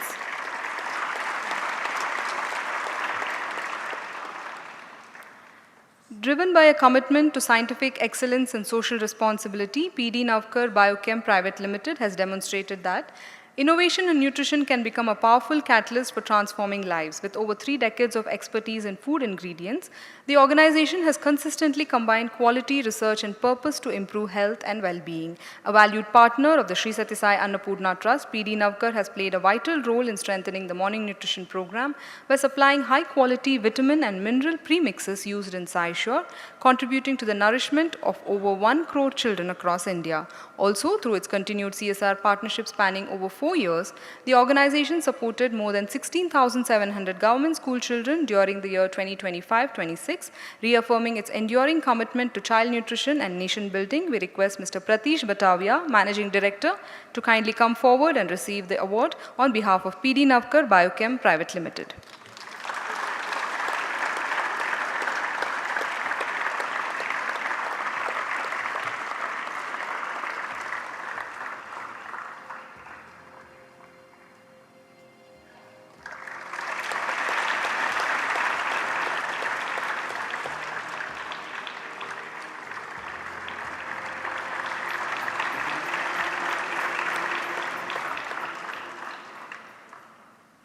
Guided by a vision of creating sustainable solutions for communities, Persistent Foundation has demonstrated that technology-led innovation creates its greatest impact when it empowers lives beyond business. Through its enduring commitment to healthcare, education, community development, and environmental stewardship, the foundation continues to nurture resilient communities and create meaningful social change.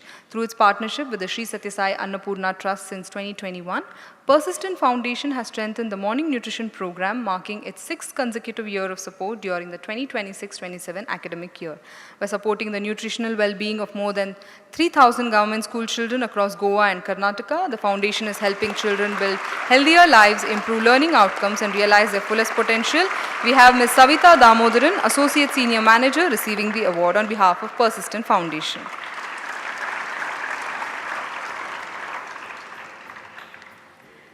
Driven by a promise to innovation, inclusion, and responsible corporate citizenship, SanDisk India Device Design Center Private Limited has demonstrated that technology can act as a powerful catalyst for transforming lives. By backing education and empowering young women through access to quality higher education, the organization is furthering inclusion and gender equality by developing future leaders who will contribute to India's knowledge economy and social progress. Through its partnership with the Prashanti Balamandira Trust since financial year 22-23, SanDisk India has consistently supported our Women's Empowerment Program program by sponsoring higher education for deserving girl students from socio-economically challenged backgrounds in rural India. Over 3 consecutive years, Sandisk India enabled the STEM education for over 100 young women at the Sri Sathya University for Human Excellence. Building on this lasting commitment, Sandisk India has now expanded its support by sponsoring the Allied Health Sciences education of 62 girl students at Sri Madhusudan Institute of Medical Sciences and Research, empowering them to pursue ennobling careers in healthcare and contribute substantially to society. Through the sustained investment in women's education, the organization is establishing pathways for academic excellence, professional empowerment, and nation building. We request Mr. Pawan Desiraju, Head and Director, Business and People Partner, India and EMEA, Sandisk India Device Design Center Private Limited, to kindly come forward and receive the award.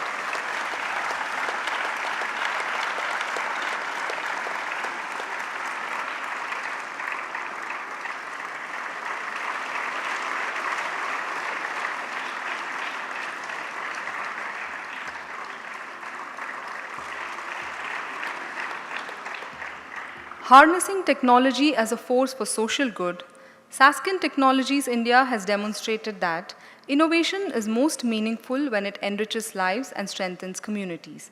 A global leader in product engineering and digital transformation, the organization has seamlessly integrated sustainability, responsible corporate citizenship, and inclusive development into its vision for progress. Through its partnership with the Sri Sathya Sai Annapurna Trust, Saskin has strengthened the morning nutrition program. In 2026-27, the organization has expanded its commitment to benefit 14,000 children across multiple regions in Karnataka. By investing in child nutrition, the organization is empowering children with the nourishment they need to learn, thrive, realize their fullest potential. We have Mr. Sunil Dutt, Head IT Facilities, Lab Cyber Security, Sustainability and CSR, along with Mr. Shailendra Singh Patil, Manager Facilities, Sustainability and CSR, receiving the award on behalf of Saskin Technologies India.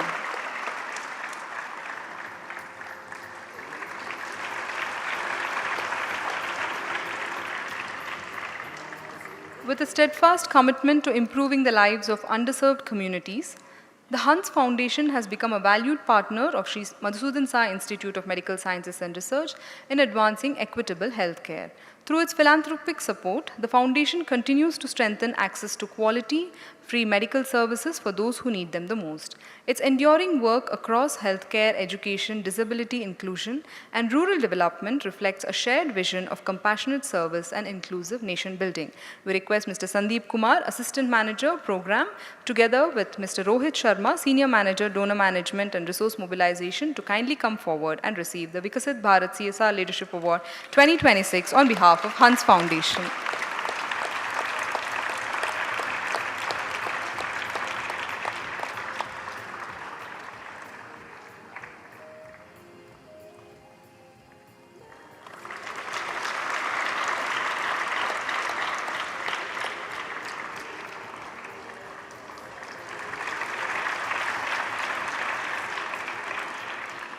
Built on a foundation of quality, innovation, and reliability, Vettiel Packaging Private Limited has demonstrated that business excellence is most meaningful when it creates lasting value for society. As one of India's leading manufacturers of high-quality packaging solutions, the company has embraced responsible corporate citizenship by integrating compassion and community development into its vision for growth. Through its partnership with the Sri Sathya Sai Annapurna Trust, Vettiel Packaging has strengthened the morning nutrition program over the past 2 years, supporting approximately 11,000 government school children across Karnataka during 25-26 alone. By investing in child nutrition, the organization is helping children lead healthier lives, improve learning outcomes, and build a stronger foundation for the future. We have Mr. George Cherian, Managing Director, receiving the award.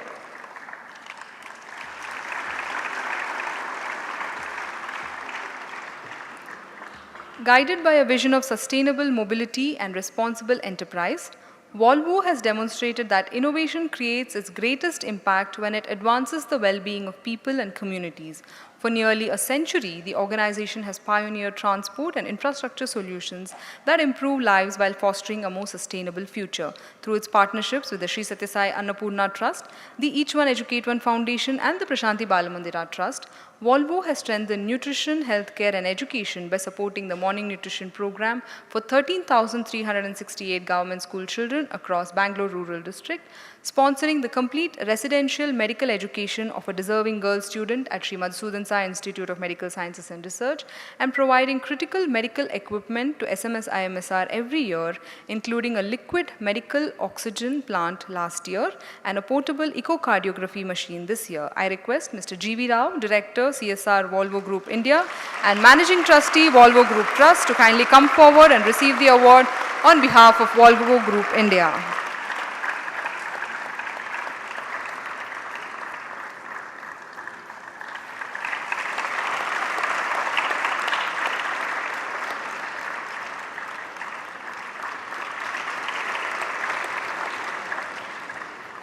We are deeply grateful to all our distinguished dignitaries for sharing their invaluable insights and enriching this inaugural ceremony with their presence. We extend our tokens of appreciation and gratitude. We request them to kindly accept on behalf of the One World, One Family mission. Firstly, we thank Shri Mithilesh Kumar Tiwari ji,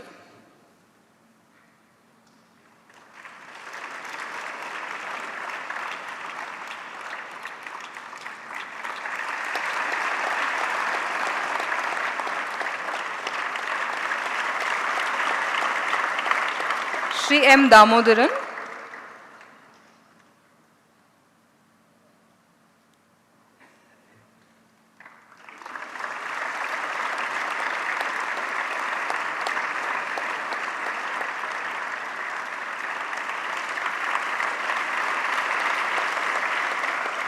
to Mr. Shashikiran Shetty,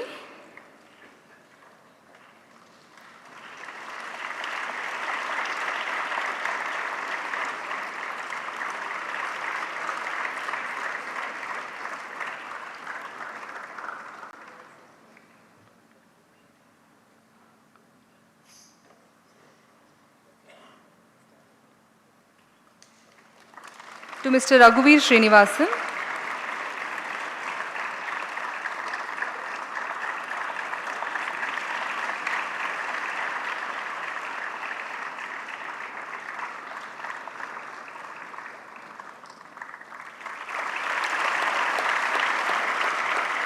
to Mr. Ram Dorai,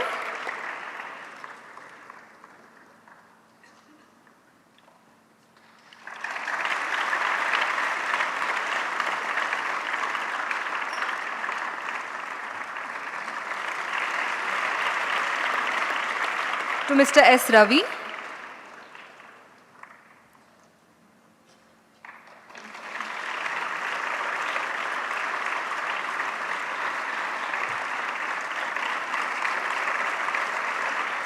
and to Mr. K.R. Lakshmi Narayana.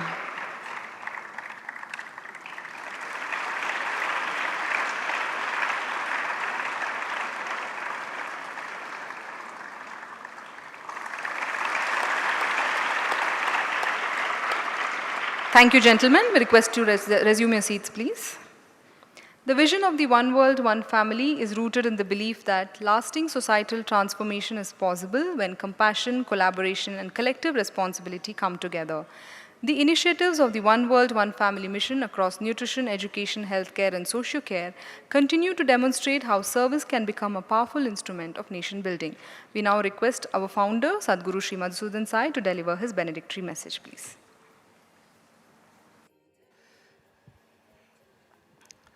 सर्वे भवन्तु सुखिनः सर्वे सन्तु निरामयाः सर्वे भद्राणि पश्यन्तु मा कश्चित् दुःखमाप्नुयात्. This is the ancient Indian ideal that stands as a beacon of hope for all humanity, where we pray for everyone, not just our kith and kin, but for all. Sarve bhavantu sukhinah, sarve santu niramaya. May all be happy, may all be healthy, may all see good and auspicious things everywhere, may no one have any sorrow. I think that is the vision of Viksit Bharat that I carry in my heart.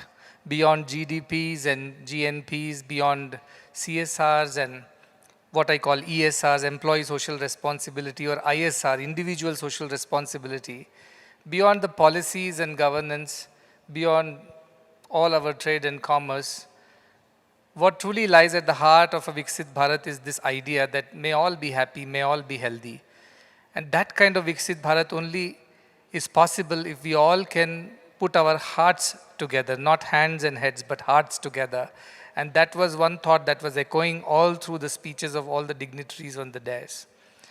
My special acknowledgements to Mithilesh Tiwari ji for coming all the way from Bihar and representing the government of Bihar, the Ministry of Education, and for his kind invitation to visit Bihar.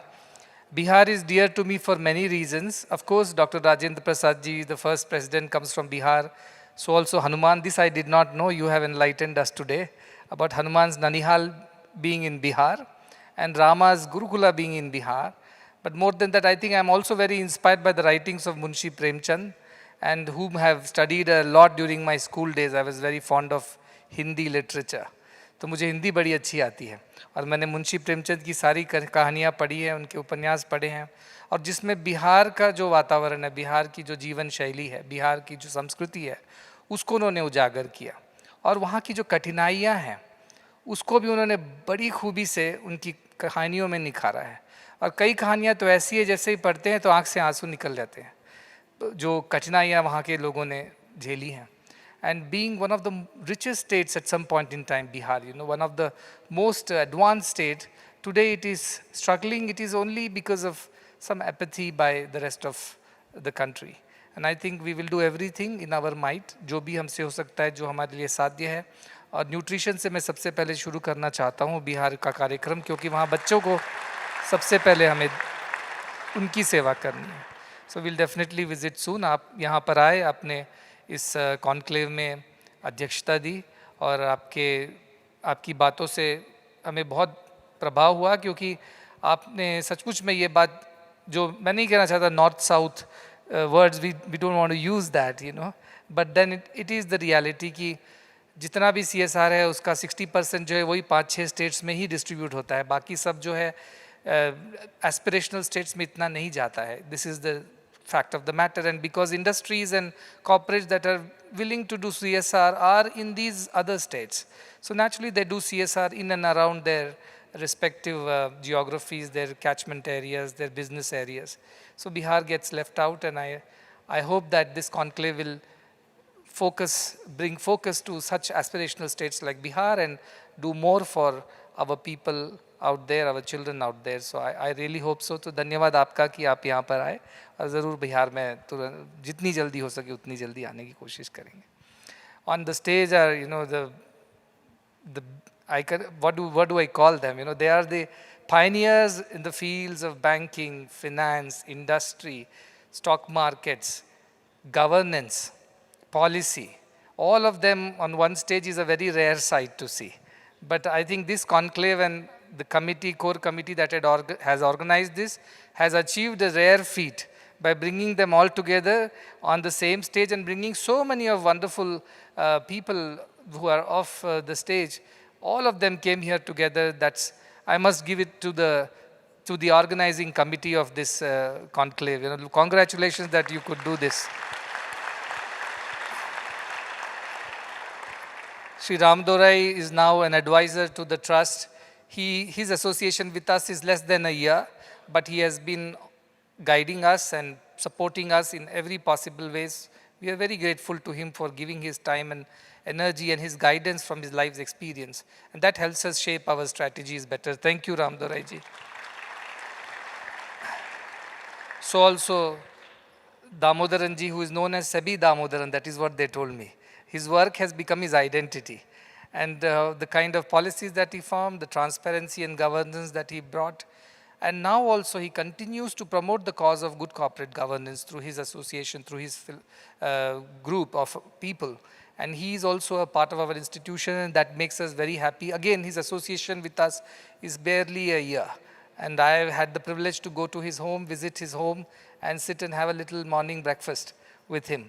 And I understood what goes on in the mind of a policymaker, and what are his achievements and those prized, proud moments, and what are his still the desires and wishes that the country should fulfill. So he's still working through his life. He has worked, and now also he continues to work to promote the cause of good governance. So many, many thanks to you for being here and being a part of this conclave. Sri Ravi has also become a very close associate, again an acquaintance of only less than a year. But I think this place has some magic. Anybody who comes here comes as a stranger, but goes back as a family. And that's what happens when you come to this ashram. And that happened to Ravi ji also. So I'm very glad that he's so associated with our mission, and he's become our walking bit note. Wherever he goes, he talks about us and tells about our mission. So thank you so much for doing that service. Of course, Lakshmi Narayan has been an old friend of this institution. It's been many years we are associated with him, and he's again here helping with this conclave. So many thanks to you also. I shouldn't say thanks to you, but I will say it for the formal sake. Then we have, of course, Shashikiran Shetty. He's somebody who studied in one of our institutions long time ago in Alike. And he continues to support the cause of education, cause of environmental sustainability, women's empowerment, and so many more. And I just mentioned to him that this is the 100th birth anniversary of the founder of these institutions, Sri Madiyal Narayan Bhatt, who was born in a village called Madiyal, very close to, near Mangalore, in Dakshin Kannada. So we are building a very cutting-edge institute over there, which will be the 4th campus of our university, and that is into computational sciences and AI. You can't run away from AI, you see. So you have to do that, but we thought we'll build it there in that remote area and help the kids around that area to benefit from that. So that is going to be inaugurated in November on the 100th birthday of Madiyal Narayan Bhatt. So that's in the offing. I'm sure we can work together on projects like this. So thank you for coming, and thank you for your pledge that you have made for the betterment of humanity, you and your friends, all of you together. It's a wonderful initiative. And Raghuveer has been, as I said, he just came for the Shivaratri, but you come as strangers and you become a family. And I think there is an old song which says, you can always check in, but you cannot check out. So that is how it is. You can always check in, you can always come in, you can never get out of this place. So he has been writing so very nicely about our mission in his newspaper, Business Line, and that has reached far and wide. That has now reached even our people in America and other places, and they appreciated the articles so much. It was written so very well. So thank you so much for doing that seva, spreading the word, spreading the message. On stage, I also have Sri B.N. Narasimhamurthy. He is the direct disciple of Sri Madiyal Narayan Bhatt, who started these institutions 50 years ago. And today we sit in a very world-class infrastructure that happened in the last few years. But when, way back in 1973, when all this started, they used to sleep under the open skies. They had no money for the watchmen. So they used to keep watch on their cement bags and their bricks and everything else. They literally worked physically, labored in the hard day's sun and built the institution. Even today, those 50-year-old buildings are there as a heritage buildings in our campus, which are only tile roof buildings made of brick and mud. So this is the kind of sacrifice, this is the legacy that this place carries. Of course, it has a special blessing of Bhagwan Sri Sathya Sai Baba, who was worshipped by Madiyal Narayan Bhatt, because he offered all these institutions to Baba, saying, you alone can guide this institution to its rightful end. And so Baba did bless these institutions. He has visited this place 31 times. And during the period of that visit, he would guide all the people here. They are called Tyagajivis. These are the people who have remained celibates. They have dedicated themselves to the mission completely. Those are the people who are working here. I came here only 15 years ago. I was a student of Bhagwan Sri Sathya Sai Baba, and he guided me to come to this place, and I discovered so much of goodness over here. And with that, we started this mission, One World, One Family. And of course, in 15 years, it has done wonderfully well, beyond our expectations. It's only because of the grace of Bhagavan and also because of the selfless sacrifice of so many people from around the world. So I have to bow down to every one of them who have gone beyond the call of duty to build these institutions for somebody's child, for somebody's father, for somebody's family, not for theirs. And that is the idea of Vasudhaiva Kutumbakam that this mission carries, the ancient Indian ideal of Vasudhaiva Kutumbakam, which means the whole world is one family. And that ideal is truly lived here in this place every single day, as you can see. So we are very blessed that we have very motivated set of people who work for this mission.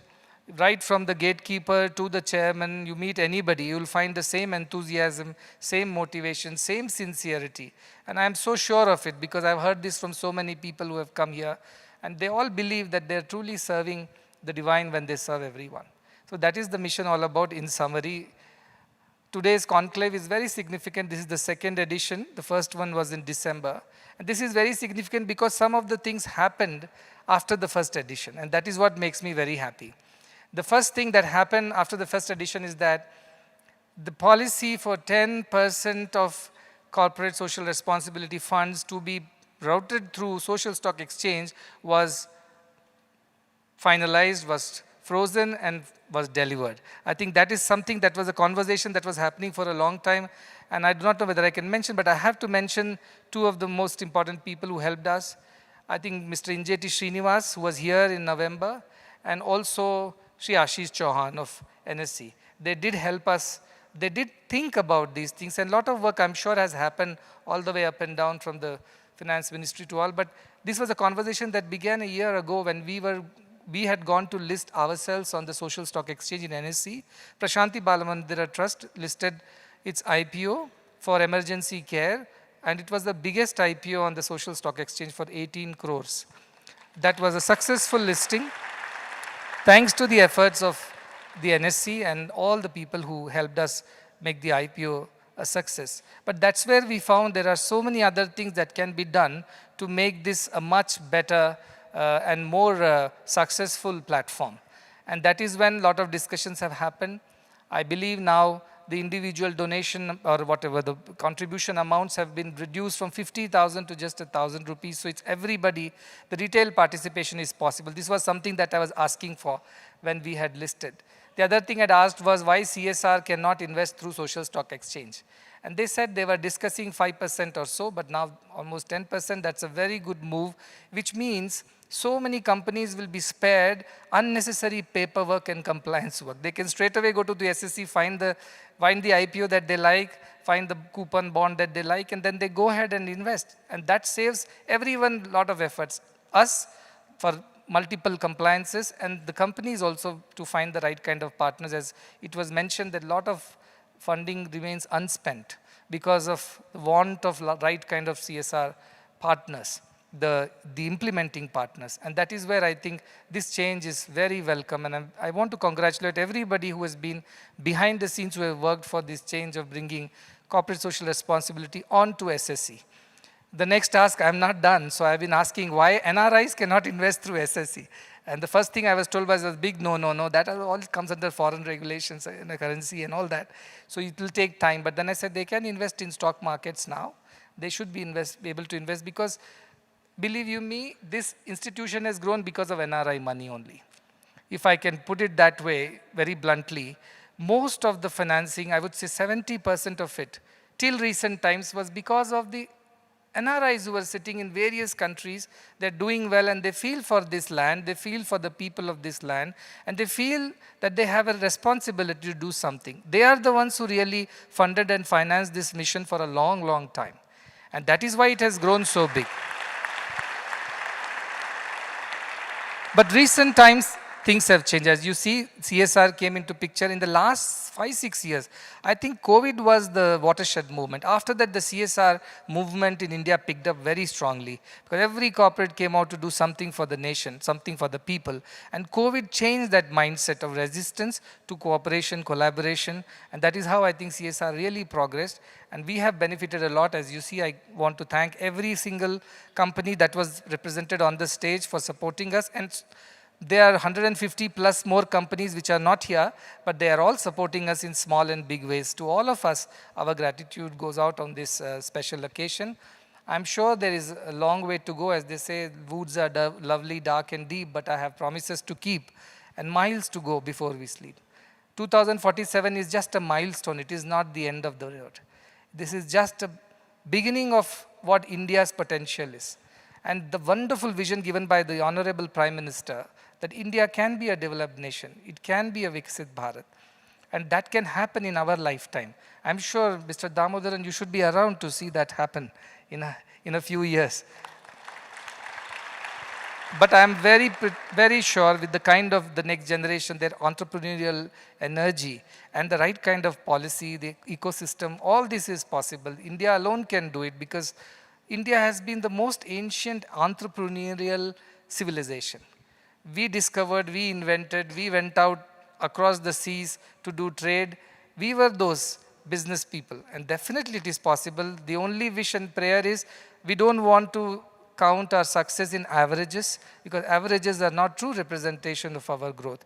I would like to have it in actuals, not in averages. That is the only ask that I have. May we together build a Bharat that is Viksit, not only from the point of economy or its soft power, but more importantly because of this idea that every single Bharatiya has roof over the head, the child goes to a good school, everybody has access to high quality health care, everybody has a job to do, work to do and stand on one's own feet. And nobody is deprived of anything. If we can get that common minimum requirements of all Bharatiyas fulfilled, I think that is where the Viksit Bharat will happen. Otherwise, a few more billionaires, a bunch of millionaires can push the averages up, and we can still we can congratulate ourselves that, oh, we have reached the $15,000 GDP, but then that wouldn't be the real picture. We would want the last and the least to benefit from this. Mohan Bhagwat ji was here some years ago, and he said, survival of the weakest is the way of India. And I have caught that survival of the weakest is the way of Bharat, not the survival of the fittest. Fittest will survive somehow or the other. And if they don't survive, they'll get a passport and go abroad. But the weakest is where we are struggling for. We want every single child in every rural corner of the country to have access to these basics of nutrition, education, healthcare, and rest will be taken care of. India is a young country. Average Indian age is 27.5 or 28.5 years. We have huge potential. The possibility of the working population, the workforce that we can provide to the world is tremendous. But if they are not well nourished, if they are not educated, if they are not healthy, then this is not a demographic dividend. This becomes a demographic disaster for a country like ours. So that is what we can shift if we all come together in collaboration, with CSR being the forerunner right now in making the social infrastructure happen, social systems happen, social capital happen, as Shetty said. That is what India should be known for, is social capital, social GDP. And that's definitely going to happen in a few years from now. So I won't take more time. We have a lot of debates and discussions starting tomorrow morning, and I'm looking forward to the proceedings. I'm sure a good idea never goes waste. Sri Krishna says, Neha Bikrama Nashosti Pratyavayo na Vidyate. There is never an adverse effect to a good thought or a good action. And the good action never dies, good thought never dies. It always finds its fulfillment someday or the other. I hope that the ideas generated from this conclave will go a long way in shaping the public discourse on CSR, corporate governance, and individual participation in nation building. And we would definitely achieve Viksit Bharat. 2047 is too late. Let us do it before that. With that goal, let us work. And I wish everybody the very best. And I'm very grateful again to the Honorable Minister Tiwari ji for being here, and all the wonderful core committee members and the dignitaries who are present on the dais and off the dais. Once again, let us chant Sarve Bhavantu Sukhina, and may it happen in our lifetime. Sarve Bhavantu Sukhinaha, Sarve Santu Niramaya, Sarve Bhadrani Pashyantu, Ma Kaschit Dukkham Apnuyat. Thank you very much.